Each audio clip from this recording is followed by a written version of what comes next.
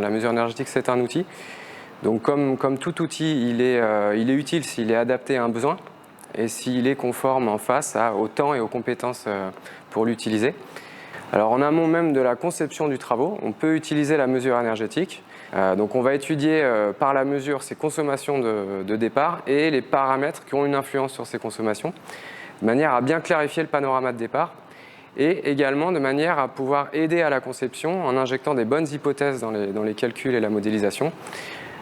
Donc en travaillant de manière ciblée sur caractériser le bâtiment dans son fonctionnement initial avec de la mesure de température, de puissance, de débit, de volume de puisage, de manière à pouvoir fournir des hypothèses fiables aux concepteurs pour simuler le mieux possible et de manière la plus fiable possible les travaux envisagés.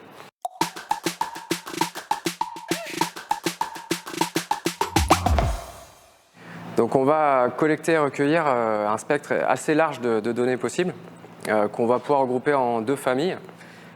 Donc la première va être tout ce qui va être lieu trait à des consommations. Donc on va mesurer des compteurs, des sous-compteurs de chaleur ou électrique.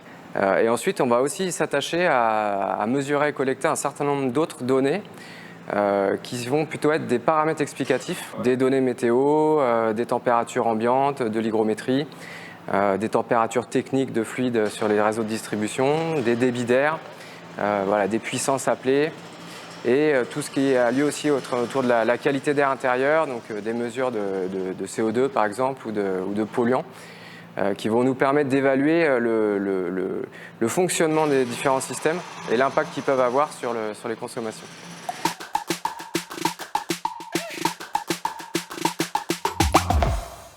La mesure, par exemple, après les travaux, elle va servir différents objectifs. On va en avoir besoin pour évaluer le projet, pour en tirer des leçons, mais le maître d'ouvrage va en avoir besoin pour vérifier les résultats qu'il obtient et les comparer à ce qui était prévu en termes techniques, en termes économiques. L'exploitant ou celui qui va s'occuper de l'exploitation du bâtiment va avoir besoin de la mesure pour comprendre le fonctionnement et de permettre de pérenniser le fonctionnement dans le temps. Donc on va essayer effectivement de mutualiser la mesure énergétique. Un même point de mesure peut servir à différents objectifs. Et donc de travailler pendant les travaux et en amont à optimiser ce plan de mesure multi-acteurs de manière à pouvoir servir au plus large cette utilisation qu'en est faite.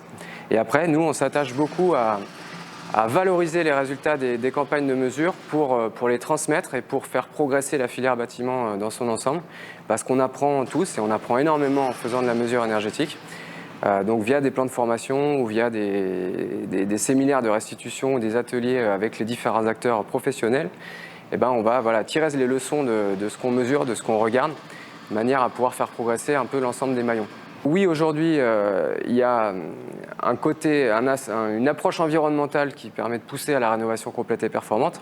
Mais ça, c'est le premier vernis. Quand on creuse derrière et qu'on détaille la technique, le financier et l'économique, on voit que la rénovation complète et performante, c'est ce qu'il y a de moins cher par rapport à l'atteinte des objectifs. Donc par rapport à faire les travaux en plusieurs fois, le fait de le faire en une fois est bien, permet d'atteindre des objectifs énergétiques qui ne sont pas atteints sinon, à des coûts moindres.